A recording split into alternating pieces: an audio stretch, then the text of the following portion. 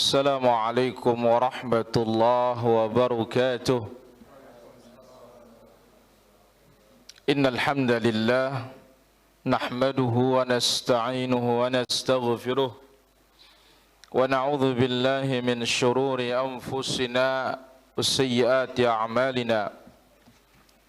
من يهده الله فلا مضل له ومن يضلل فلا هادي له. أشهد أن لا إله إلا الله وحده لا شريك له وأشهد أن محمدا عبده ورسوله. يا أيها الذين آمنوا اتقوا الله حق تقاته ولا تموتن إلا وأنتم مسلمون. يا أيها الناس اتقوا ربكم الذي خلقكم من نفس واحدة وخلق منها زوجها وبث منهما رجالا كثيرا ونساء واتقوا الله الذي تساءلون به والأرحام إن الله كان عليكم رقيبا. يا أيها الذين آمنوا اتقوا الله وقولوا قولا سديدا يصلح لكم أعمالكم ويغفر لكم ذنوبكم ومن يطع الله ورسوله فقد فاز فوزا عظيما. أما بعد فإن أحسن الكلام كلام الله وخير الهدى هدى محمد صلى الله عليه وسلم وشر الأمور محدثاتها وكل محدثة بدعة وكل بدعة ضلالة وكل ضلالة في النار.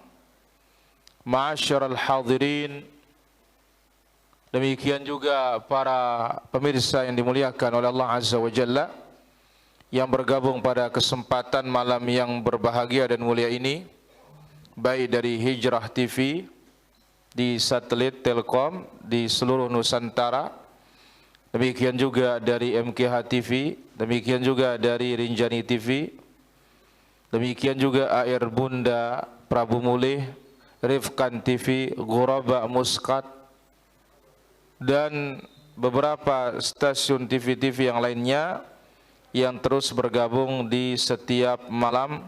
Mudah-mudahan Allah Azza wa Jalla memberikan taufik semua. Salat dan salam bagi Rasul kita yang mulia, Nabi kita Nabi Muhammad sallallahu alaihi wa ala alihi wa sahbihi ajma'in. Hadirin yang dimuliakan oleh Allah Azza wa Jalla, malam ini akan kita ambil insyaallah ta'ala kaidah yang keempat. Kaidah keberapa? Kaidah keempat insyaallah ta'ala.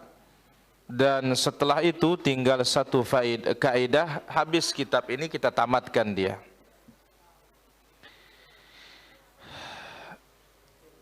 Hadirin yang dimuliakan oleh Allah Subhanahu wa ta'ala, setelah kita mengucapkan salawat dan salam bagi Rasul kita yang mulia, Nabi kita Nabi Muhammad sallallahu alaihi wasallam, akan kita lanjutkan kaidah-kaidah penting dalam mengamalkan apa? Sunnah dan petunjuk Rasulullah sallallahu alaihi wasallam. Apa judul dan apa tema kita pada kesempatan malam yang berbahagia ini? Amahar.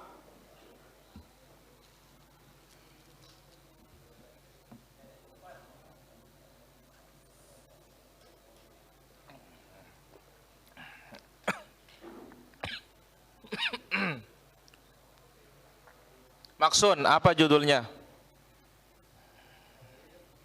Udah tahu ya. Komandan. Aduh, bukan sebentar, ini lama.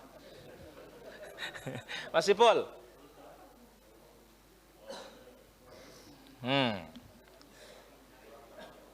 Apa baik? Apa judul kita malam ini? La ilaha illallah. Pak Uci? Yasmin? Menyikapi masalah khilafiyah. Barakallahu fikum. Ini Yasmin nih, kirimkan dia minyak wangi. Barakallahu fikum. Menyikapi masalah khilafiyah. menyikapi masalah khilafiyah. Baik. Kalau kaidah sebelumnya,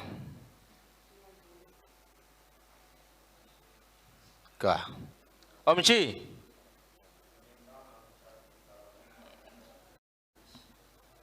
menimbang antara maslahat dan mafsadah. Barakallahu fikum. Baik, saya tanya sekarang.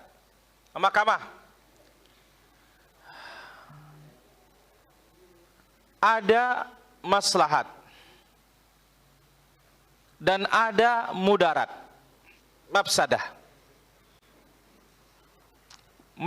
Maslahat kecil, mafsadat lebih besar. Apa kaidahnya seperti ini?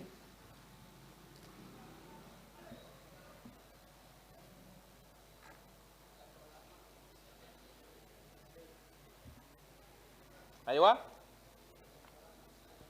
Menolak mafsadah yang lebih besar. Darul mafasid muqaddamun, lebih dikedepankan ala jalbil masalih daripada mendapatkan maslahat yang kecil. Menolak kerusakan yang lebih besar lebih dikedepankan daripada mendapatkan maslahat yang kecil. Barakallahu fikum. Ini mahkamah. Nah, becat aduh harap songkok nak yang tertadah nih. Alhamdulillah telat kado senjung ulang songkok nado. Baik, kaidah berikutnya.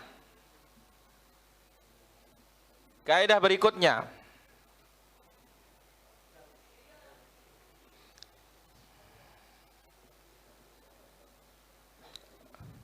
Ahmad Sapuan, kalau ada dua mafsadah, apa yang kita lakukan? Dua kerusakan. Kita dihadapkan dengan dua kerusakan. Di depan ada mobil, kita harus tabrak. Di samping ada manusia yang kita harus tabrak.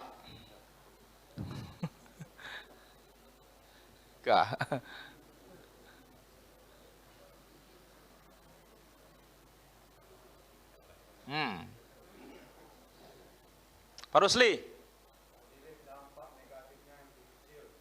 berarti apa? Kita lihat atau kita ambil, kita kedepankan mana yang dampaknya lebih kecil. Itu yang kita lakukan. Barakallahu fikum. Ini kita kasih Pak Rusli ini topi ini satu nih. Kalau tidak bisa Pak Rusli nanti anak yang pakai. Barakallahu fikum.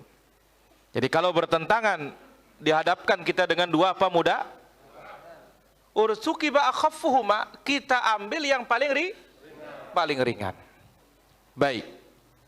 Sekarang kaidah keempat.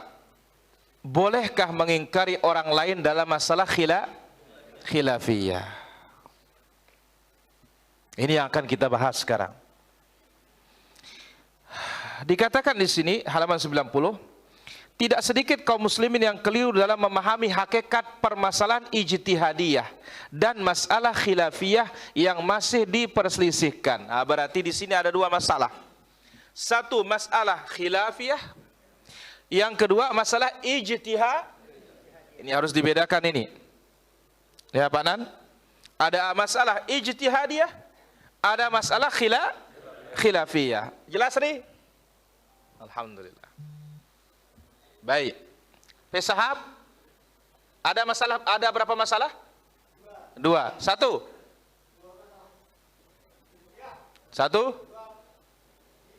Ijtihadiyah. Kasih Abu Sahab topi karena jadi pengantin. Nah, biar dia gagah.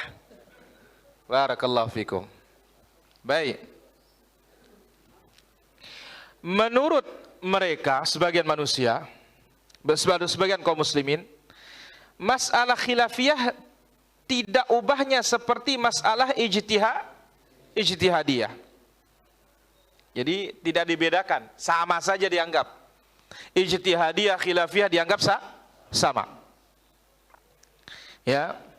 Ini adalah sama-sama tidak boleh dipermasalahkan. Maka sering kita dengar apa? Masalah khilafiyah jangan dibahas. Sering itu ya? Ya. Masalah-masalah khilafiyah jangan dibesar-besarkan. Baik. Ini adalah kekeliruan yang nyata. menyamakan antara masalah ijtihadiyah dengan masalah khilafiyah. Karena tidak semua permasalahan khilafiyah merupakan permasalahan ijtihadiyah. Akibatnya mereka jatuh pada keyakinan tidak boleh mengingkari orang lain dalam masalah khilafiyah. Ini yang sering terjadi. Ini masalah khilafiyah nih katanya. Jangan diperlebar, jangan dibicarakan, jangan dipermasalahkan, jangan diingkari. Keluarlah hadis palsu. Ikhtilafu ummati rahmah. Perselisihan umatku adalah rahmat. Anehnya hadis ini kepake untuk dia saja. Tapi orang lain yang menyelisihi dia dianggap apa? Wah, ini sesat katanya. Terus hadisnya ikhtilaf ummati rahmah. Maka ini hadis disebutkan oleh Imam As-Subki la aslalalahu, hadis yang tidak bersandar, tidak berdasar. Yang palsu aja nggak ada. Baik. Sungguh ucapan ini batil, yang mengatakan tidak boleh mengingkari orang lain dalam masalah khilaf. Ini ucapan apa, batil. Dan mengakibatkan banyak kerusakan dalam agama. Salah satunya menafikan amar ma'ruf nahi. Nah, jadi kalau kita pakai ucapan ini, itulah dia. Yang salah nggak boleh diperbaiki. Kenapa? Khilaf. Masalah apa? Khilafiyah.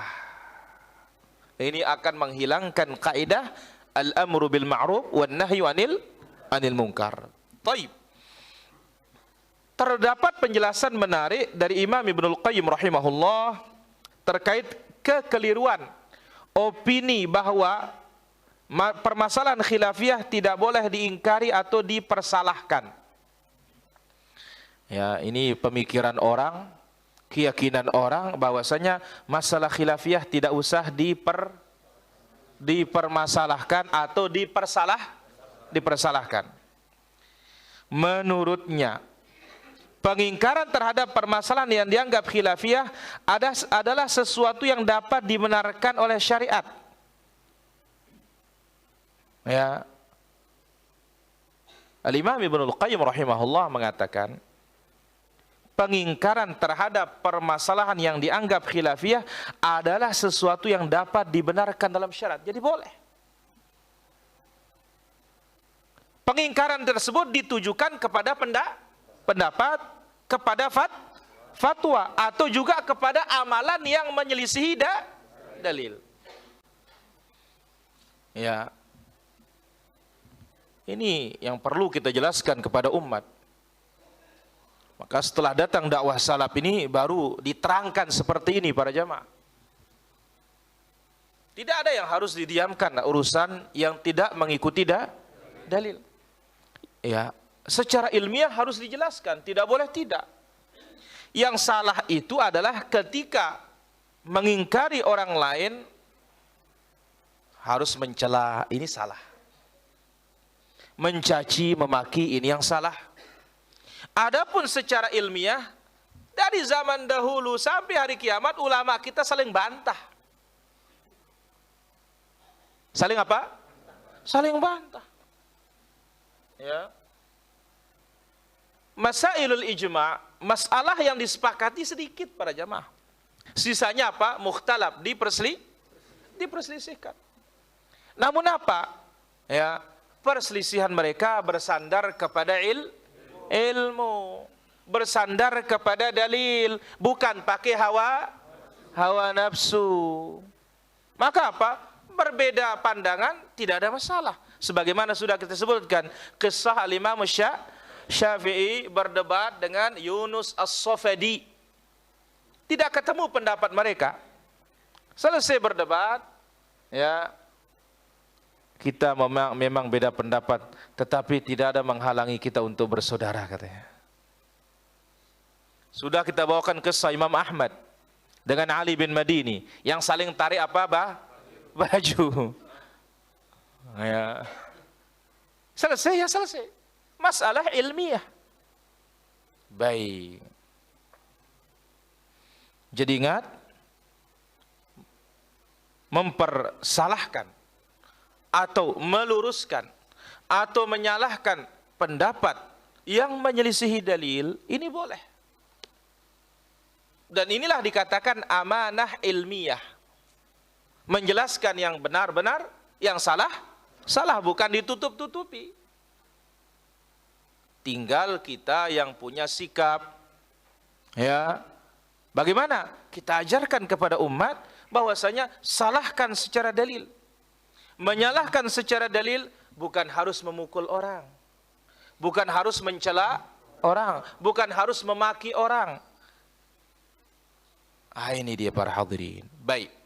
Lalu dikatakan, apabila suatu pendapat atau fatwa jelas-jelas menyelisihi sunnah, ini para jamaah, jelas-jelas menyelisihi sunnah atau ijma yang sudah dikenal, kesepakatan para ulama, maka para ulama sepakat bahwa pendapat demikian wajib ditolak dan diingkari. Ijma ulama, kalau ada pendapat menyelisihi sunnah, menyelisihi ijma, pendapat itu wajib ditolak.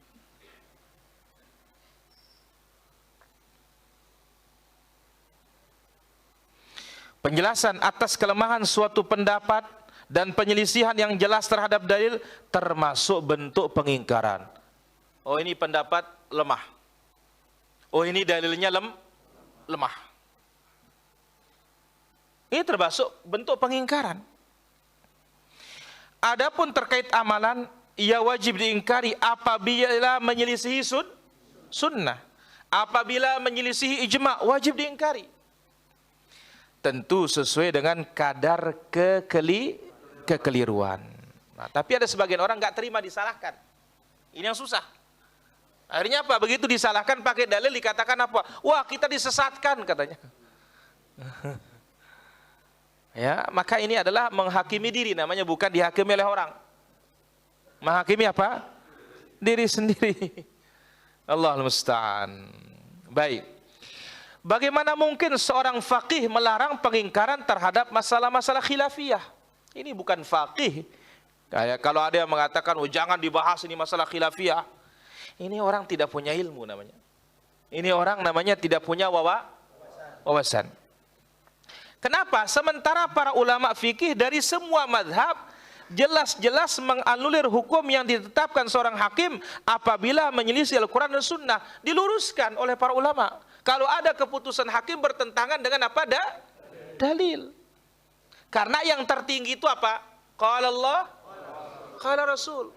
Qala Allah ma'sum, qala Rasul yang sahih Tapi pendapat manusia selain dari Rasul, sebagaimana kata Al-Imam Malik, kulluna raddun wa mardudun illa sahibu hadzal qabr. Semua kita bisa menolak dan bisa kecuali siapa? Rasulullah sallallahu alaihi wasallam. Meskipun pendapat hakim tersebut didukung oleh sejumlah ulama, selama bertentangan dengan Quran dan Sunnah, wajib untuk diluruskan. Jadi bagaimana sekarang ini kita bisa memposisikan dalil itu nomor satu caranya para jemaah? Harus itu paling atas. Karena itu kata Allah, fa in tanaza'tum fi syai'in farudduhu ila Allahi war Rasul. Ya. Fa in tanaza'tum fi syai'in, jikalau kalian berselisih pendapat tentang suatu perkara, kembalikan kepada Allah. Apa itu? Quran. Wa Rasul, kembalikan kepada Rasul apa? As-Sunnah. Nah, bagaimana kita ini supaya ini nomor satu sekarang, sehingga tidak kalah dengan pendapat ulama. Ya, baik. Jadi meskipun pendapat-pendapat hakim, alim, mujtahid didukung oleh ulama, tapi disalahkan oleh apa yang wajib kita lakukan? Wajib dalil tersebut, wajib diluruskan pendapat tersebut. Maka lihat para ulama kita di zaman sekarang, di antaranya Imam Al-Albani rahimahullah ta'ala, Kalau sudah dalil ngomong gitu, apapun kata orang tidak peduli, jalan terus. Kenapa? Ikut apa? Dalil. Baik. Adapun apabila dalam suatu masalah tidak terdapat dalil, nah ini baru nih para jamaah. Perhatikan ini. Kalau tadi jelas dalil qala Allah qala Rasulullah bertentangan dengan ucapan manusia itu pinggirkan dia, luruskan dia, kembalikan kepada pada. Nah, sekarang adapun apabila dalam satu masalah tidak terdapat dalil yang jelas, ingat ini, tidak terdapat dalil yang jelas dari Al-Quran maupun hadis maupun ijma'. Di sini pintu ijtihad terbuka. Orang boleh apa? Berijtihad. Kesimpulan hukum dalam permasalahan seperti inilah yang tidak boleh diingkari. Nah, ini namanya masail ijtihadiyah. Apa namanya? Sekali lagi, nama masalah ijtihadiyah itu ada satu masalah, tidak ada kejelasan dalil untuk masalah itu. Masing-masing para ulama hanya mencoba. Oh, kira-kira kita larikan ke dalil ini. Ulama lain mengatakan, oh tidak cocok dalil ini, kira-kira kita larikan ke dalil ini. Jadi tidak ada kepastian dalil tentang satu masalah. Karena bisa saja masalah terjadi baru. Ya, yang barang tentu tidak ada di zaman Rasul. Adanya zaman apa sekarang? Ya, bisa termasuk apa dikatakan nawazil. Ya, dalam masalah kontemporer. Nah, ini dia para jamaah. Ya, masalah apa? Kontemporer. Baik. Maka dalam hal yang seperti ini tidak ada kejelasan dalil ya di masalah tersebut, baik dalil Quran maupun hadis maupun ijma', maka ulama berijtihad. Kesimpulan hukum dalam permasalahan inilah yang tidak boleh diingkari. Maka di sini para ulama kita mengatakan apa? Ketika ada satu masalah, tidak ada kejelasan dalil dalam masalah tersebut, to the point dari Al-Quran maupun hadis maupun ijma', setelah mereka berijtihad, apa kata mereka? Qauli sawabun yahtamilul khata'. Ucapanku benar, pendapatku benar, tapi kemungkinan ada salahnya. Wa qawlu ghairi khata' yahtamilus sawab. Pendapat ulama lain yang menyelisih pendapatku ini salah, tapi kemungkinan ada benarnya. Kenapa? Karena sama-sama kita tidak punya nas yang jelas. Baik. Artinya siapapun mengamalkannya, baik mujtahid maupun muqallid, orang bertaklid, maka ia tidak boleh disalahkan. Kerancuan-kerancuan ini lahir dari keyakinan kekeliruan sebagian orang, yang yaitu anggapan bahwa masalah khilafiyah sama dengan masalah ijtihadiyah pada umumnya. Ingat, itu masalah ijtihadiyah, masalah yang tidak ada kejelasan dalil baik Quran, hadis maupun ulama berijtihad, berusaha mengeluarkan pendapat mereka. Nah, itulah kesimpulannya tadi. Seorang alim mengatakan ini yang benar menurut aku. Ya, pendapat yang lain kemungkinan salah. Atau sebaliknya, kita katakan pendapat orang lain itu salah. Kemungkinan juga ada benarnya. Nah, ini namanya masalah ijtihadiyah. Baik. Nah, kerancuan-kerancuan ini maksudnya apa? Tidak ada pengingkaran dalam masalah khilafiyah. Lahir dari keyakinan kekeliruan sebagian orang, yaitu menganggap bahwasanya masalah khilafiyah sama dengan masalah ijtihad. Jadi tidak dibedakan dua masalah ini. Mana masalah khilafiyah, mana masalah ijtihadiyah. Mereka terdiri dari orang-orang yang tidak mendalam pemahaman keislamannya tentunya. Ya. Oleh karena itu, yang benar menurut para imam dan para ulama adalah pintu ijtihad terbuka bagi berbagai permasalahan ijtihadiyah, yaitu permasalahan yang tidak didukung oleh dalil secara lahiriah, mengikat setiap orang untuk mengamalkannya, seperti hadis sahih yang tidak bertentangan dengan hadis sahih yang lainnya. Pada kondisi demikian ijtihad bisa dibenarkan karena dalil-dalil yang ada tampak saling bertolak belakang atau karena memang tidak atau belum ditemukan dalil yang menjelaskan hukumnya. Ini masih berkisar dalam masalah ijtihadiyah. Nah, sekali lagi para jamaah, masail al-ijtihadiyah adalah permasalahan-permasalahan yang tidak ada kejelasan dalil baik dari Al-Quran maupun hadis yang sahih maupun ijma'nya para ulama. Maka di sini para ulama mungkin berbeda pendapat memberikan hukum. Ketika mereka berbeda pendapat memberikan hukum, maka kita tidak bisa menyalahkan satu sama lain. Tidak bisa apa? Menyalahkan satu sama lain. Tapi itulah yang tadi, ya, pendapatku benar, ya, pendapat yang lain kemungkinan salah. Pendapat orang lain salah, tapi kemungkinan juga benar. Baik. Kemudian halaman 592. Namun perlu diperhatikan pula apabila seorang ulama mengatakan sesungguhnya masalah-masalah ini bersifat qat'i, hukumnya pasti, atau bersifat yakini, hukumnya tidak mengandung keraguan, sehingga ijtihad tidak dibenarkan di dalamnya, maka perkataan tersebut tidak serta-merta bermakna celaan terhadap ulama lain yang menyelisihinya, apalagi sampai dianggap sebagai tudingan, ya, terhadap mereka karena sengaja menyelisihi kebenaran. Nah, ini banyak terjadi para hadirin. Ya, banyak para imam kita ternyata apa? Ijtihad mereka menyelisih hadis yang sahih. Nah, apakah serta-merta kita salahkan mereka? Tidak. Kita katakan bahwasanya pendapatnya salah, iya.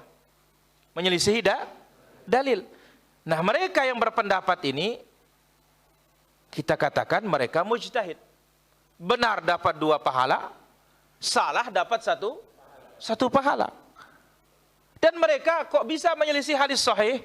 Kita katakan namanya manusia, tidak ada ilmu yang sempurna kecuali Rasulullah sallallahu alaihi wasallam. Ya. Maka disinilah dia menampakkan bagaimana kemanusiaannya para ulama itu. Dan kenapa kok bisa mereka menyelisihi dalil? Kita katakan karena ilmu mereka. Karena apa? Ilmu mereka. Dan tidak boleh seorang mengatakan apa anda tahu isi gurungku. Tidak boleh. Ingat itu firman Allah dalam surah Yusuf, wa fawqa kulli dhi ilmin alim. Setiap yang berilmu masih ada lagi di atasnya. Kalau bahasanya kita pasan, cepak, nak pedem.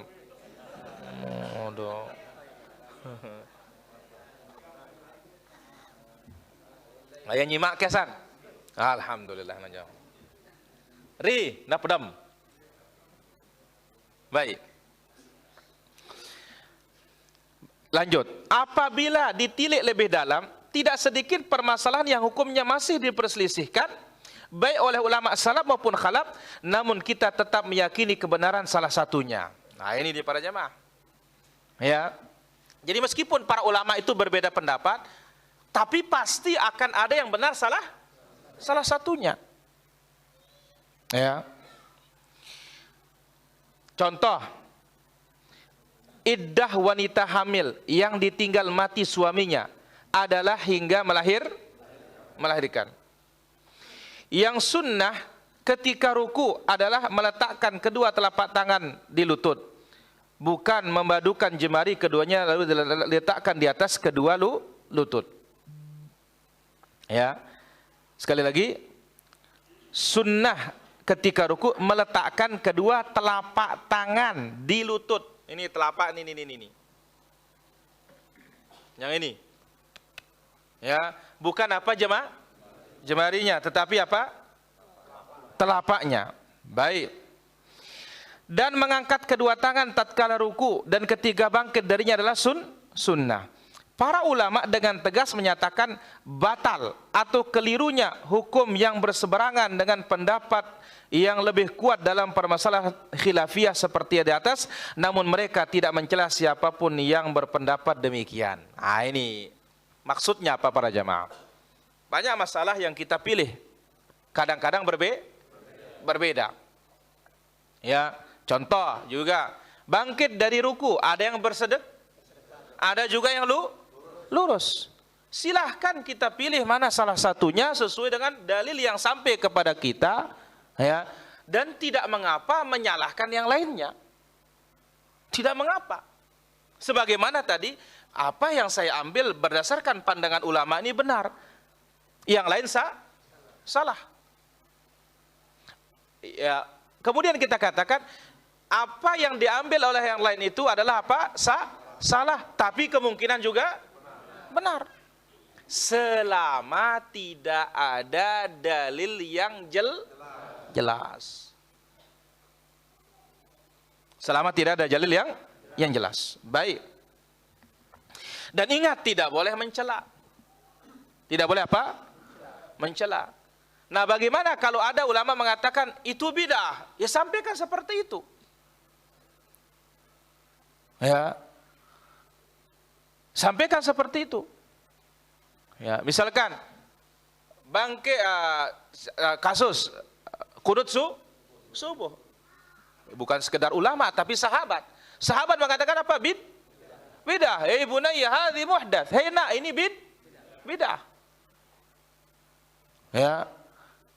Ulama lain mengatakan ini qunut subuh ini apa? Sunnah. Silahkan dia mengatakan sunnah. Ya. Dengan pendapat dia. Nah, kita mengatakan ini adalah bidah dan hadisnya apa? Dhaif, sesuai dengan yang sampai kepada kita. Kita tidak boleh mencela yang lainnya, tapi kita harus menjelaskan hukum. Jangan sampai ketika menjelaskan hukum dikatakan oleh berseberangan ini yang salah faham. Wah, ini yang salah faham. Ya. Jadi ketika kita menjelaskan hukum, itu adalah amanah ilmiah. Amanat ilmu harus dijelaskan. Ya. Jangan sampai yang berseberangan dengan kita, wah dicela kita katanya.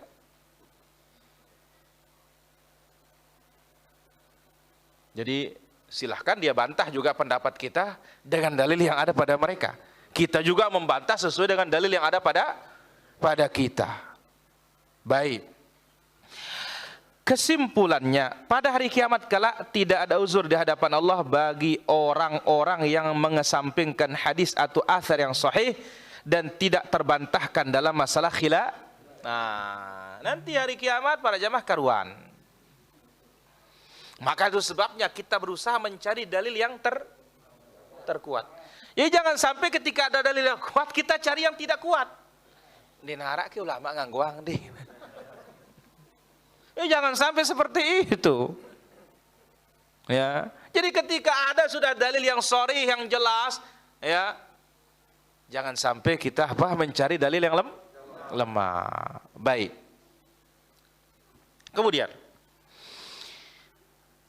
yakni jika ia terdengar dalil tersebut namun mengabaikan begitu saja, terlebih jika ia mengikuti ulama melarang pendapatnya diikuti. Bahkan ulama itu telah mengingatkan jangan ikuti pendapat kami apabila menyelisihi sunnah. Nah, kita katakan para hadirin, para imam itu semua mengingatkan idza shahhal haditsu fahuwa ternyata sekarang hadisnya mazhab itu dhaif. Tetap kita pegang hadisnya mazhab. Tidak kita ikuti hadis yang sahih. Onya, hati-hati hari kiamat ini. Ya, hati-hati pada hari kiamat. Baik. Para ulama menjelaskan bahwa permasalahan dalam syariat Islam terbagi menjadi dua pendapat. Pertama, permasalahan yang sudah disepakati hukumnya. Kedua, permasalahan yang belum disepakati hukumnya atau dikenal dengan masalah khilaf. Berarti habis sudah masalah yang pertama, ijtihad. Itulah dia ijtihadiyah para jamaah. Permasalahan yang tidak memiliki kejelasan dalil Quran, hadis sahih, di sini ulama berijtihad. Nah, maka ijtihad masing-masing tidak boleh kita saling mencela. Pindah masalah yang kedua sekarang. Muncul namanya masalah bedakan nih para jamaah. Ijtihadiyah tidak memilih segi kejelasan dalil. Sehingga itu kemungkinan sahih. Ini juga kemungkinan sahih. Masalah yang kedua, masalah khilafiyah. Apa itu khilafiyah? Permasalahan khilafiyah mempunyai asal muasal yang bermacam-macam. Ada yang lahir dari perbedaan lafaz, ada yang lahir dari perbedaan pemahaman, dan yang lainnya. Dan hal ini, atau dalam hal ini, apabila salah satu pendapat jelas-jelas lemah, maka tidak diragukan lagi, ia wajib diingkari atau ditolak. Dan ulama yang mengemukakannya perlu disanggah. Perlu apa? Disanggah. Baik. Apabila dalam suatu permasalahan khilafiyah terdapat perbedaan konteks pemahaman yang sukar dipertemukan, nggak bisa ketemu. Satu mengatakan sunnah, satu mengatakan apa? Bisa ketemu ini? Nggak bisa. Atau terdapat beberapa dalil yang sama-sama kuat namun menunjukkan hukum berbeda. Lain lagi masalahnya nih. Pintu ijtihad pun terbuka. Jika sudah demikian, maka disebut masalah ijtihadiyah yang perlu disikapi dengan cara sebagai berikut. Baik, saya akan clearkan masalah khilafiyah. Masalah khilafiyah berbeda dengan masalah ijtihadiyah. Masalah ijtihadiyah tadi kita sebutkan tidak ada kejelasan dalil. Baik. Yang kedua, masalah khilafiyah. Kalau masalah khilafiyah ada dalil. Dan disebut oleh para ulama, khilaf itu ada dua. Ada berapa? Dua. Satu, khilafut tanawwu'. Perbedaan yang bervariasi. Perbedaan apa? Itulah yang kita tulis itu dalam buku itu. Variasi sunnah. Satu ada yang duduknya iftirash, duduk antara dua sujud. Satu ada yang duduknya berbeda apa tidak? Tapi kedua-duanya punya dalil. Ini namanya ikhtilafut tanawwu'. Perbedaan yang bervariasi. Kedua-duanya kalau sahih ya jelas. Yang kedua ada namanya ikhtilafut tadad. Perselisihan yang berlawanan. Ya, perselisihan yang berlawanan.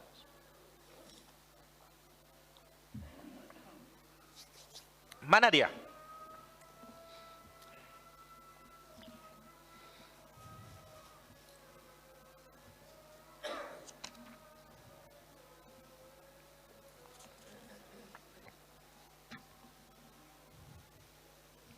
Ikhtilafut tadad adalah dua pendapat yang berlawanan. Yang satu memiliki kekuatan dalil, yang satunya tidak memiliki kekuatan dalil. Ini namanya ikhtilaf apa? Tadad. Perselisihan yang berlawanan, perselisihan yang bertentangan. Nah, berkaitan dengan masalah perselisihan yang bertentangan ini para jamaah. Apa kata para ulama kita? Laisa kullu khilafin jaa mu'tabara. Tidak semua khilaf itu dianggap menjadi khilaf. Illa khilafun lahu hadzun minan nazari. Kecuali khilaf yang memiliki kekuatan dalil. Jadi jangan sedikit-dikit khilaf. Sedikit-dikit khilaf. Tidak semua khilaf itu dianggap khilaf. Khilaf yang dianggap khilaf itu kalau memiliki kekuatan dalil. Baik. Dari sini para hadirin yang dirahmati Allah Azza wa Jalla, yang penting untuk kita perhatikan khilafut tadad. Perbedaan yang berlawan. Satu punya apa? Kekuatan dalil, yang satu punya kelemahan dalil. Baik. Jelas ini antara khilafiyah dengan ijtihadiyah? Baik. Sekarang kita lihat.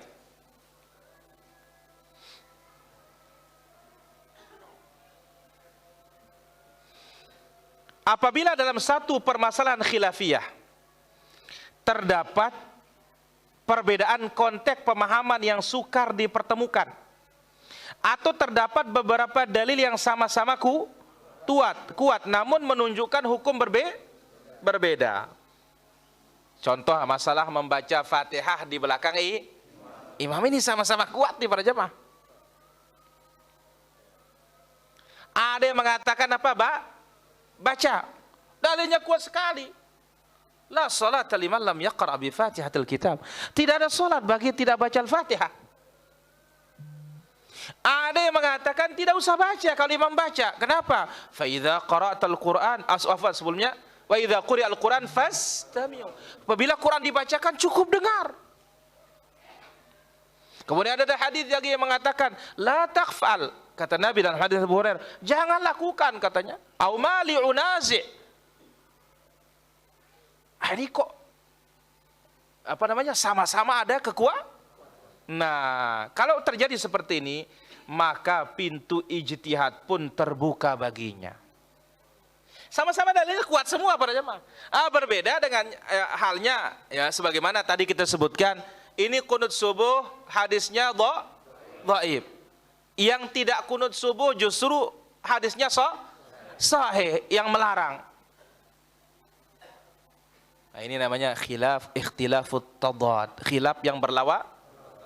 Maka sikap sebagaimana tadi ya, maka tidak ada wajib diingkari atau dan ulama yang mengukakannya perlu disanggah, tidak ada masalah, tapi dengan adab, dengan ilmu, bukan dengan cacian, bukan dengan makian, dengan dalil. Dan kita ini yang salah paham, ketika disanggah dengan dalil dianggap mencela. Ya. Ketika dibawakan hadis ancaman wa kullu dhalalatin finnar, apa katanya? Woi, semua kita masuk neraka katanya. Tidak ada yang bilang, semua kalian masuk neraka. Kan tidak ada ucapan seperti itu. Hadis yang mengatakan setiap kesesatan itu di neraka. Jangan pukul diri makanya. Kitanya banyak memberikan kesimpulan sendiri. Ini yang bahaya, membuat kesimpulan sendiri yang berbahaya, tidak ikut dalil. Ketika Al-Quran mengatakan Ar-Rahmanu 'alal arsyis, Ar-Rahman yang maha pengasih di atas arsy, ya, layak dengan kebesaran, tidak serupa dengan makhluknya. Lantas kita mengatakan, kalau Allah di atas, ya, masa katanya Allah di atas seperti ayam, ya, di petarangnya itu. Siapa yang bilang begitu? Ini ilzam, mengharuskan dari suatu ucapan ini kan tidak boleh. Ya, baik. Jika ya tadi disebutkan ada satu masalah khilaf, terdapat konteks pemahaman susah dipertemukan, seperti kasus di zaman Nabi SAW. Apa itu? Nabi mengatakan, janganlah seorang di antara kalian sholat asar kecuali di Bani Quraidah. Jangan ada yang sholat asar kecuali di Bani. Nah, hadis yang satu ini dua pemahaman sahabat. Satu mengatakan disuruh kita cepat sholat katanya. Satu mengatakan meskipun habis waktu tetap sholat di Bani Quraidah. Khilaf. Padahal hadisnya apa? Satu. Begitu sampai ke Nabi SAW, Nabi tidak ada yang tidak disalahkan kedua-duanya. Kenapa? Karena hadisnya apa? Bisa kemungkinan. Nah, maka dihukumi dia masalah apa? Ijtihadi yang seperti ini juga. Baik. Maka di sini dikatakan, atau terdapat beberapa dalil yang sama kuat namun menunjukkan hukum berbeda, maka pintu ijtihad pun terbuka baginya. Jika sudah demikian, maka ia disebut permasalahan ijtihadiyah yang perlu disikapi dengan cara sebagai berikut. Nah, ini cara mensikapi masalah ijtihadiyah. Satu, para ulama yang berbeda pendapat saling menasihati dengan cara berdialog secara ilmiah. Dan hendaknya mereka menjelaskan sudut pandang masing-masing terhadap dalil yang ada sehingga kebenaran terungkap. Maka apa? Buka pintu dialog. Satu. Dua, apabila salah satu pihak tidak puas dengan dalil dan argumentasi pihak lain, maka hal itu tidak boleh melahirkan sikap yang dapat berujung pada kekerasan, perpecahan, pengingkaran terhadap pihak lain. Artinya apa? Sebagaimana kasus Imam Syafi'i tadi itu. Sebagaimana kasus enggak ketemu Imam Syafi'i dengan Yunus As-Safadi, Imam Ahmad tidak ketemu dengan Ali bin Madini. Ya, selesai sudah begitu. Ya. Dikatakan bahwasanya kita memang tidak sepakat. Ya, tapi tidak ada masalah, kita bersaudara. Ya. Baik. Yang ketiga, jika ketidakpuasan salah satu pihak itu sesuai dengan dalil, tidak sesuai dengan dalil, melainkan sebatas fanatis golongan atau mazhab atau hawa nafsu, maka pihak tersebut haruslah diingkari dengan tegas, sebab yang menjadi standar dalam perselisihan adalah dalil syariat, bukan yang lainnya. Dan ada satu yang penting disebutkan oleh para ulama kita. Ketika kita membawakan suatu dalil yang sahih, para jamaah, jelas, tidak boleh ada orang lain mengatakan, oh ini masalah khilafiyah. Dalilnya mematahkan dalil itu pakai kata-kata khilaf, ini tidak ilmiah. Yang ilmiah itu, ya, antum bawa dalil ini, bagaimana dengan dalil ini? Nah, seharusnya dalil dilawan dengan dalil. Pihak pertama berhak menjawab, oh dalil yang saudara pakai dalilnya lemah, maka yang sahih itu ini dia. Bukan dalilnya, oh ini masalah ijtihad, ini masalah khilafiyah itu bukan dalil. Dalil itu qala Allah, qala Rasulullah sallallahu alaihi wasallam. Jadi ini sering terjadi di masyarakat ketika dibawakan satu masalah, oh Ustaz, itu kan masalah khilafiyah katanya. Ini bukan ilmiah sanggahannya nih. Yang ilmiah itu Ustaz bawa dalil tadi. Bagaimana dengan dalil ini? Bagaimana dengan dalil ini? Silakan jawab yang pertama. Yang punya pendapat bahwasanya, oh dalil yang saudara bawa ini sudah dimentahkan oleh para ulama kita berdasarkan ini. Selesai. Nah, itu cara yang benar. Bukan menjawab dalil pakai ungkapan apa? Ini masalah khilafiyah. Baik. Permasalahan ijtihadiyah sudah ada sejak zaman Nabi Muhammad sallallahu alaihi wasallam. Ingat, masalah apa? Ijtihadiyah. Tambah arti permasalahan ijtihadiyah. Satu tadi apa? Tidak memiliki kejelasan dalil Quran, sunnah maupun ijma. Yang kedua, definisi ijtihadiyah itu apa? Dalil yang sahih namun memiliki multi tafsir. Multi apa? Multi tafsir. Ini juga masalah ijtihadiyah. Ya. Contohnya tadi itu, jangan kalian sholat asar kecuali di mana? Bani Quraidah. Hadisnya sahih? Sahih. Cuma yang memahaminya beda-beda. Maka ini juga dikatakan masuk masalah apa? Ijtihadiyah. Baik. Setelah perang Ahzab, perang Khandaq, beliau memanggil para sahabat lalu berpesan, jangan sholat zuhur, bukan sholat zuhur ya, asar. Dirubah di sana, ada kesalahan. La yusalliyanna ahadukumul asra illa fi Bani Quraidah. Janganlah seorang di antara kalian salat asar kecuali di perkampungan Bani Quraidah. Pertanyaan, Bani Quraidah itu siapa?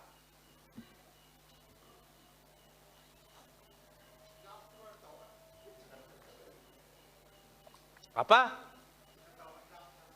Hilap kita dia tahu na. Turmizi. Nggak tahu na. Jana. Zakaria, Abdurrahman, sama bayi yang ada itu doang, yang ngancutang itu doang. Abu Kaila, siapa Bani Quraidah tuh? Masih Pol? Tuh dengar nggak? Baru ini pekan dong, ini dengar. Haji Mas'ud, di luar. Siapa di luar? Jawab. Apa, Cid? Apa kana? Apa?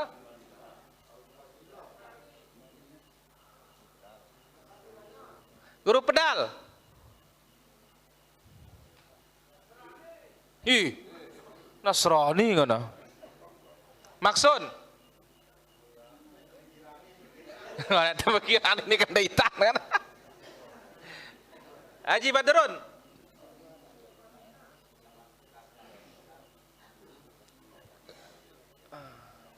Senul. Saudi kana. Udir. Tokoh Yahudi kana luar biasa. Haji Hasan.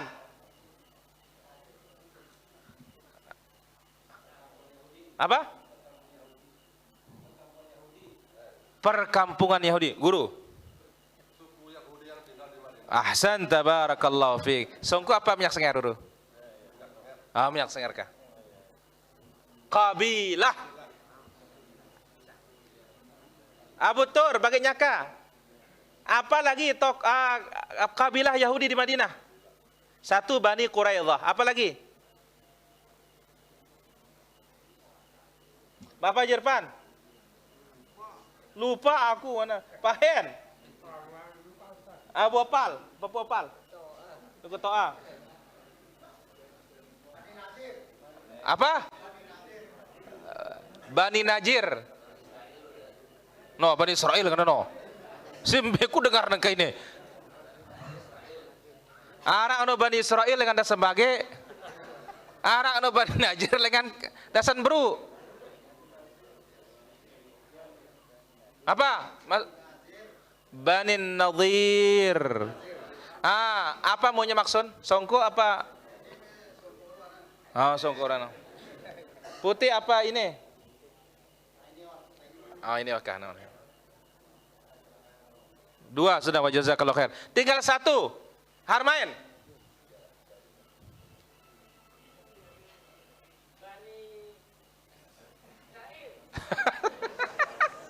Karena Bani cair kan. Lepas. Lepong. Ri.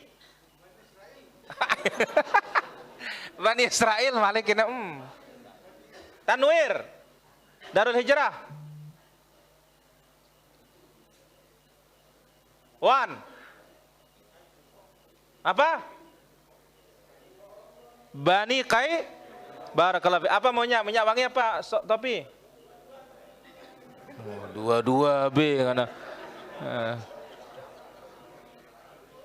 Apa? Songka minyak senger. Minyak senger girang le bawang soalnya. Baik, ada tiga yang tinggal di kota Madinah. Bani Kainuqa, Bani Quraidah, Bani Nadir. Ingat ini suku yang tinggal di Madinah dan terakhir terusir semuanya mereka. Karena mereka apa? Mengingkari perjanjian, khianat. Baik. Jadi Nabi mengatakan apa? Janganlah sholat asar kecuali di perkampungan Bani Quraidah. Di tengah perjalanan, sebagian sahabat merasa khawatir waktu sholat akan habis sebelum sampai tempat tujuan. Maka mereka memutuskan untuk melaksanakan sholat tersebut sebelum sampai di sana. Sementara yang lainnya berkata, kita tidak melaksanakan sholat kecuali di tempat yang telah diperintahkan Nabi SAW, sekalipun waktunya telah habis. Mengetahui kejadian tersebut, Rasulullah SAW sama sekali tidak memarahi ataupun menyalahkan kedua belah pihak yang berselisih ini. Ini masalah apa? Karena memang multi tafsir bisa memiliki beberapa makna. Lihatlah bagaimana para sahabat menyikapi perbedaan pendapat di antara mereka. Padahal mereka sama-sama mendengar dalil secara langsung dari Rasulullah SAW. Setiap mereka berargumen dengan pemahamannya terhadap dalil yang ada. Dan ketika salah satu pihak puas dengan pendapat pihak yang lain, mereka pun mengamalkan apa yang mereka anggap benar. Sikap demikian ditunjukkan pula oleh para tabi'in, namun kita tidak sebutkan di sini. Baik, para hadirin rahmati Allah azza wa jalla, itu saja mungkin yang bisa kita ambil pada kesempatan malam yang berbahagia ini. Insyaallah masih beberapa halaman kemudian masuk ke kaidah yang terakhir ya. Jadi perlu dibedakan mana masalah kemudian mana masalah apa? Khilafiyah. Ijtihadiyah ya, kita tidak bisa saling apa? Mengingkari. Tapi masalah khilaf dan khilaf apa tadi? Khilafut tadad. Nak tadad terakhirnya dal. Khilaf yang berlawanan. Ini kalau bertentangan dengan dalil yang sahih harus apa diingkari. Tetapi tetap tidak ada kebolehan untuk mencela. Saya kira demikian. Allah taala ala wa alam. Walhamdulillahi rabbil alamin. Kita akan ambil beberapa pertanyaan di sini. 1. Assalamualaikum. Waalaikumsalam. Apa betul buah pala itu haram? Yang dimaksud haram itu daging luarnya apa bijinya? Bisa dipakai bumbu. Kita katakan kalau bumbu tidak ada masalah, hukumnya boleh. Allah taala ala wa alam. Apakah termasuk sombong dalam menyikapi ijtihadiyah sehingga mengejek ustadz kita dalam mengambil pendapat dalam suatu perkara? Ini jelas salah dalam menyikapi masalah ijtihadiyah. Ya.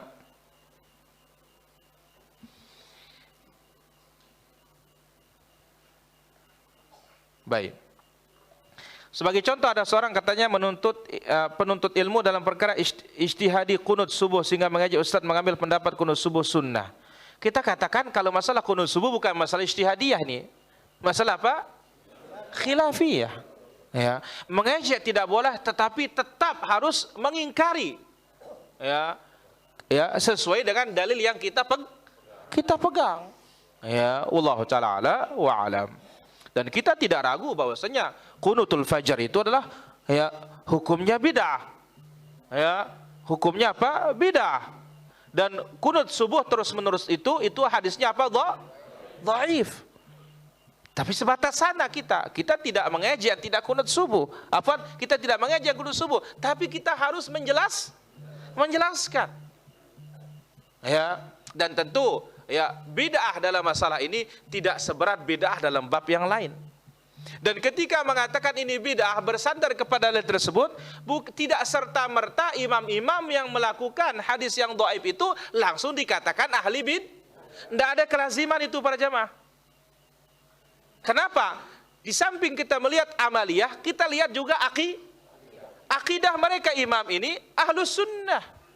Ini yang mereka ini ambil ini dianggap oleh mereka sahih, tapi ternyata hadisnya apa? Tidak. Maka mereka itu berkisar antara 1 atau 2 pahala. Ini dia para hadirin. Wallahu taala ala wa alam. Kalau kita baca Quran lalu ketemu ayat yang ada doanya apa, kita baca amin. Kita katakan Nabi sallallahu alaihi wasallam ketika dia melewati ayat rahmat, dia minta rahmat. Ketika melewati ayat azab, dia berlindung dari azab. Allah taala ala wa alam. Kalau salat subuh terkadang saya mengikuti pakai kunut, kadang tidak. Apa boleh? Tidak ada masalah insyaallah. Kenapa? Statusnya kita sebagai makmum. Sebagai apa? Makmum. Beda kalau kita jadi imam, kita tahu ini tidak kuat, jangan dipakai. Ya, Allah taala ala wa alam. Baik, ada pertanyaan? Pesahab dulu.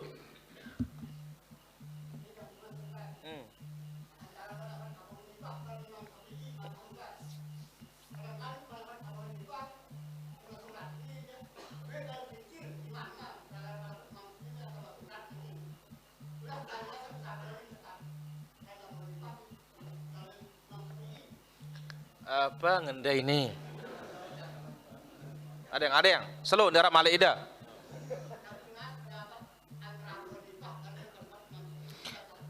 Masalah urat apa aurat? Karena beda urat dengan aurat. Urat sampi, urat belong, urat naik. dengan aurat. Aurat sesuatu yang wajib ditutup.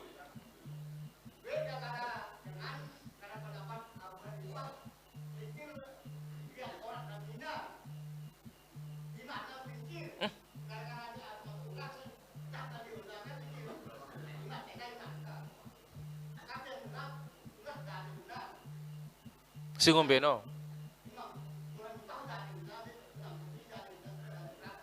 Apa jadi urat ini jurat ketuan Julin? Apa? Apa?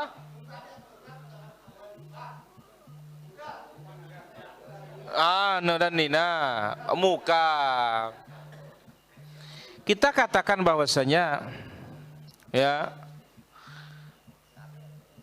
Al-Imam Asy-Syafi'i rahimahullah taala bahwasanya berpandangan seluruh tubuh wanita itu aurat termasuk wajah kecuali di dalam salat. Kecuali apa di dalam salat. Nah, berbeda dengan imam yang lain.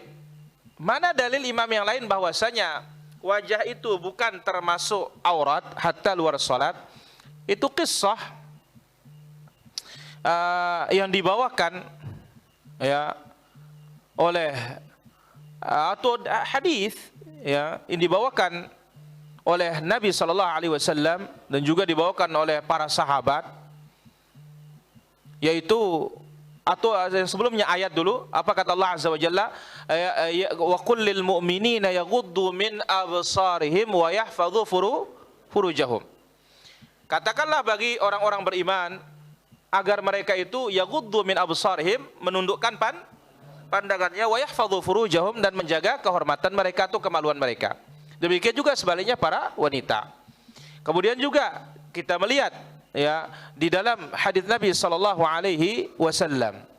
Nah, kita katakan Abu Sahab dalam masalah seperti ini ya betul sebagian para imam kita mengatakan wajah itu bukan aurat.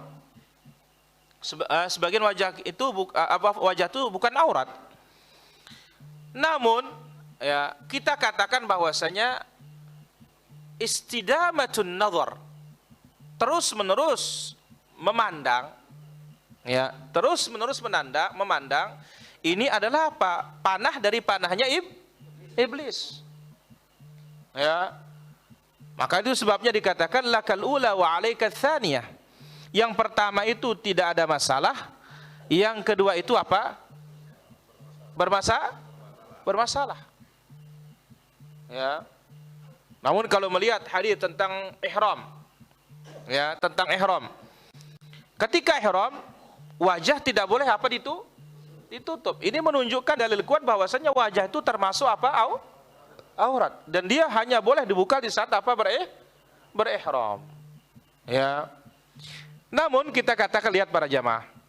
Kasus lain ada juga menunjukkan bahwasanya ya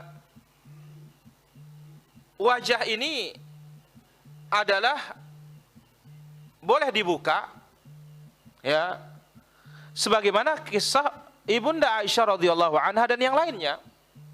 Namun ketika waktu mereka ihram, lewat orang lain mereka tutup. Pergi orang lain dibuka.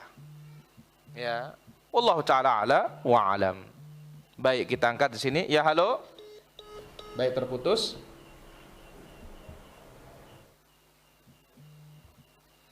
Kenapa Imam 4 terjadi perbedaan dalam membuat hadis? Enggak ada yang buat hadis, Nabi yang buat hadis. Ya, imam enggak boleh buat hadis ya. Wallahu taala ala wa alam. Jadi terjadi perbedaan itu bergantung kepada ilmu yang Allah azza wajalla berikan mereka masing-masing. Wallahu taala ala wa alam. Saya baru kenal sunnah lalu saya daftarkan anak ke pondok sunnah. Kalau Allah tidak terima dan saya sudah coba tempat lain tapi susah. Susah tidak bisa juga. Apakah boleh saya daftarkan di pondok yang bukan sunnah yang ada bid'ahnya? Kita katakan bahwasanya mana mudarat lebih sedikit. Kalau di sekolah umum maka lebih sedikit mudaratnya, tidak apa-apa di sekolah umum. Ya, dia bersabar nanti dipindah ke sekolah sunnah. Wallahu taala ala wa alam.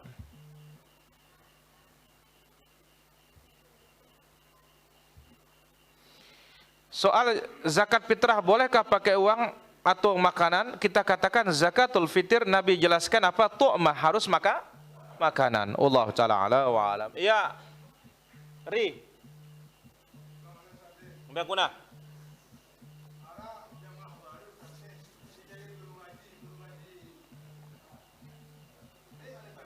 Oh.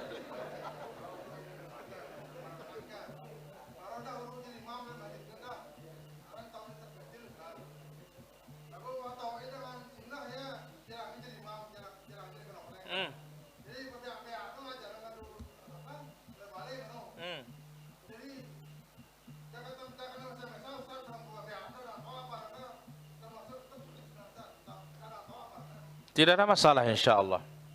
Ya, dan kita berdoa mudah-mudahan Allah Azza wa Jalla berikan hidayah orang-orang kampung tersebut. Ya, Allah taala ala wa alam. Baik, ada lagi pertanyaan? Ya, Udir.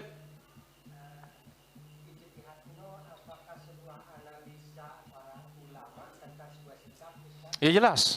Itulah ijtihad. Jadi analisanya terhadap dalil sehingga dia membuat kesimpulan. Ya, itu namanya ijtihad. Disebut oleh para ulama usul, al-ijtihad huwa badlul wus'i. Ya, mengeluarkan segala usaha dan tenaga ya fi istikhrajil ahkam. Ya, untuk mengeluarkan suatu kesimpulan dari dalil. Maka itu dikatakan apa? Ijtihad. Wallahu taala ala wa alam. Ya. Ri, dua Ri.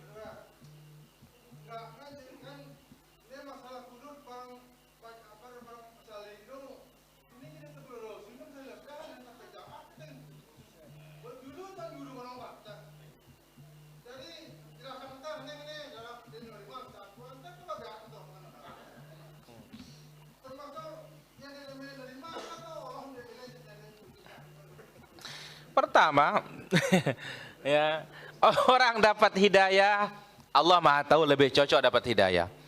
Ya, ada orang tidak dapat hidayah, dia lebih cocok juga tidak dapat hidayah. Tapi apa, hidayah ini perlu proses, Ri.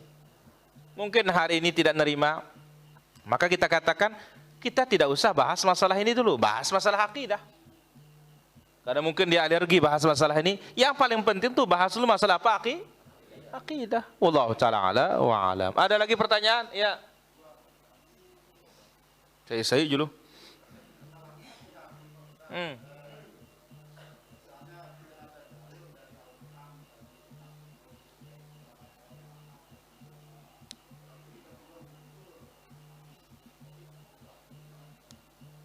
Ya, kalau hadis dhaif nggak bisa diikuti. Karena agama ini nggak ada dalilnya dhaif, semuanya sahih. Wallahu taala ala wa alam. Ya, halo. Assalamualaikum. Waalaikumsalam warahmatullahi. Silakan pertanyaannya. Ni Ustaz mau tanya, yang niki poligami. Tapi ada poligami. Masuk sunnah, ada tak masuk sunnah ini. Apa? Isteri saya yang dua itu. Terus? Gimana hukumnya? Bagaimana?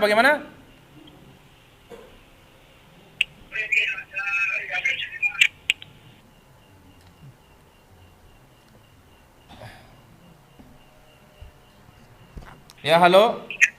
Assalamualaikum. Waalaikumsalam warahmatullahi. Silakan pertanyaannya. Oh, ini Ustaz, kalau kita mimpi buruk apa doanya Ustaz? Baik. Ya, halo. Waalaikumsalam warahmatullahi wabarakatuh. Ya, halo.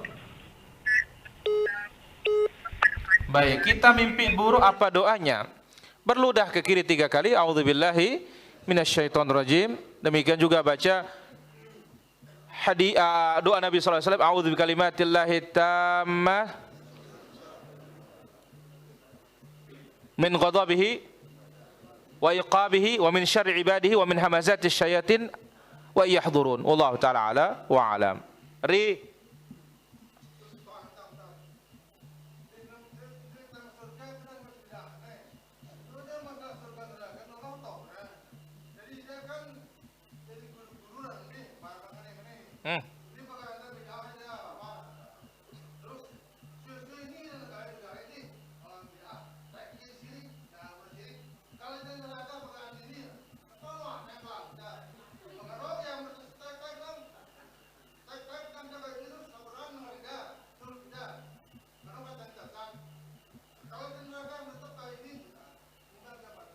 Iya wah no. Wallahu taala ala wa alam. Ya, halo. Waalaikumsalam warahmatullahi wabarakatuh. Silakan pertanyaannya. Saat kalau saya sholat takbiratul ihram, setelah takbiratul ihram berdiri kan saya membaca Robbana walakal hamdu. Itu saya kecilnya pakai mil usamawati wa mil ul arti lah. Setelah saya baca di sini hadis riwayat Muslim itu Robbana lakal hamdu mil asamawati wa mil al arti wa mil amasita min sa'in ba'd. Yang sahih yang mana ya Ustaz? Baik, itu jawabannya. Ya, halo. Assalamualaikum. Waalaikumsalam warahmatullahi wabarakatuh. Silakan pertanyaannya.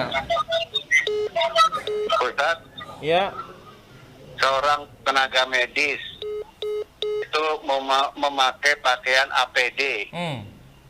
Itu mau sholat duhur. Nah, setelah sholat duhur dia nggak boleh buka pakaian itu sampai isya. Nah, kemudian takdir Allah batal pada saat asar itu, mau sholat asar. Nah, sehingga sampai isya itu dia dalam keadaan batal. Nah, bagaimana sholatnya Ustadz yang asar, maghrib dan isya? Baik. Ya, karena tidak boleh dilepas pakaian APD itu. Baik, itu jawabannya. Syukron. Assalamualaikum warahmatullahi wabarakatuh. Pertama, ya habis ruku, Rabbana lakal hamdu hamdan katsiran thayyiban mubarakan fi mil as-samawat. Ada juga riwayat mil'us, keduanya sahih. Wallahu taala ala wa alam. Yang kedua, ketika terjadi seperti itu, maka kita katakan diringankan baginya untuk menjamak salatnya. Ya, kenapa? Tayamum juga tidak boleh kena muka, maka kita katakan yang paling ringan adalah dia lakukan apa? Jama. Allah taala ala wa alam. Ada lagi, komandan?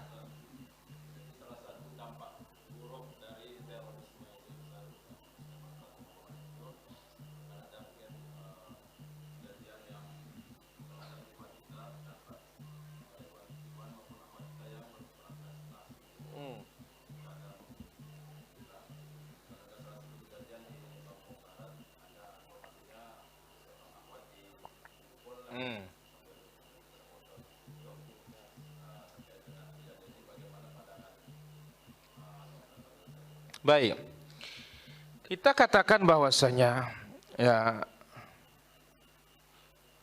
dakwah sunnah ya sebelum terjadi teroris ini dia sudah mengingkari teroris. Justru mereka itulah yang main pukul itu teroris sebenarnya. Ya, maka kita harus jelaskan kepada umat ini.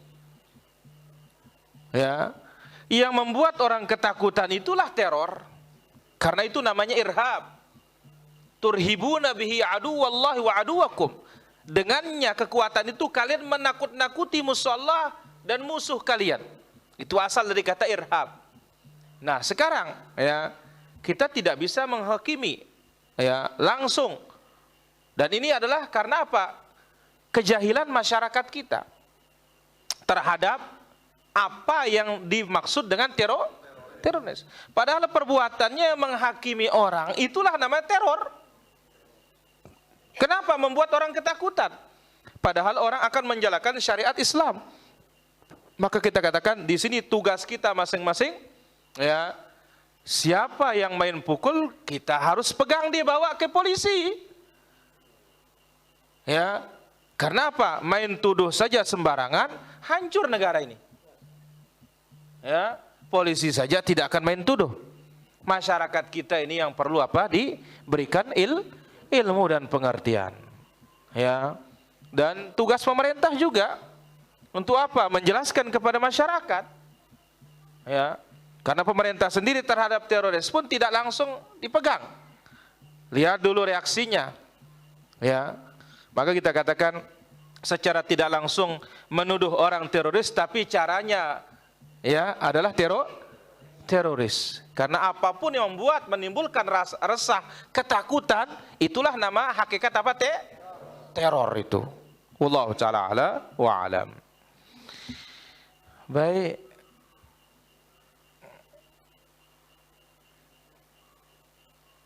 Bolehkah laki-laki di wabah virus ini melaksanakan sholat tarawih di rumah?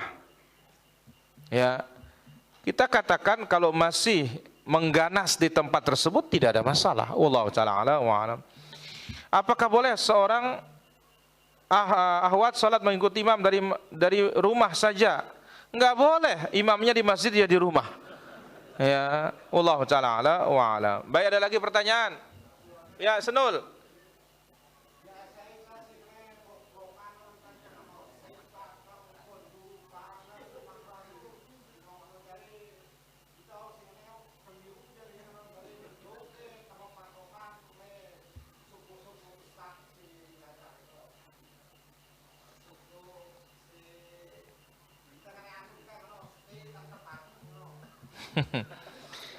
Ya, langkah awal belajar boleh belajar satu guru dulu. Nanti kalau sudah maju ilmunya silahkan berguru kepada guru yang memang begitu asalnya. Dahulu diambil dulu dari satu guru, kemudian baru berkembang. Maka oleh karena itu belajar itu harus maju, jangan diam di tempat. Ya, wallahu taala ala wa alam. Saya kira demikian pengajian kita para jemaah. Apa bisa kita sampaikan pada kesempatan malam hari ini semoga bermanfaat. Wal ilmu indallah wa sallallahu wasallam wa baraka ala abdika wa rasulika Muhammad wa ala alihi wa sahbihi ajma'in. Walhamdulillahi rabbil alamin. Kemudian kita umumkan malam Kamis ini insyaallah pengajian kita di Lenek Tengah. Jelas Boci? Karena Surah Laga mundur katanya, sound system rusak. Malam Jumat di Bapak Haji Sueb. Mana dia? Kampung Berkarya. Nanti Ami menyusul Ami, tenang. Kampung Karya dulu. Ya, kemudian malam Sabtu di Dasan Bantek di Pondok, Masjid Baru. Kemudian di Masjid Baru di Pondok. Malam Ahad di Haqqul Yakin. Nah, tahu nama Haqqul Yakin? Nanti kalau sudah di sana baru Ainul Yakin, Haqqul Yakin. Malam Ahad, Haqqul Yakin. Ya. Malam Senin, terakhir mana kemarin? Kuanggorong. Baik. Malam Senin di Otak Rarangan. Malam Senin insyaallah di Otak Rarangan insyaallah taala. Afwan salah, bukan Rarangan. Rembate. Malam Senin Rembate. Ya, malam Senin Rembate insyaallah taala. Berikutnya Otak Rarangan. Kemudian hari Ahad ya setelah takhasus di Bayan. Ba'dal asar di Bayan insyaallah taala. Kemudian ba'dal zuhur begitu. Ba'dal asarnya di Masjid Nurul Falah, Sembalun Bumbung. Ya, Masjid Nurul Falah, Sembalun Bumbung insyaallah taala. Mohon maaf atas segala kurangan. Subhanakallah wa bihamdik, asyhadu an la ilaha illa anta astaghfiruka wa atubu ilaik. Assalamualaikum warahmatullahi wabarakatuh.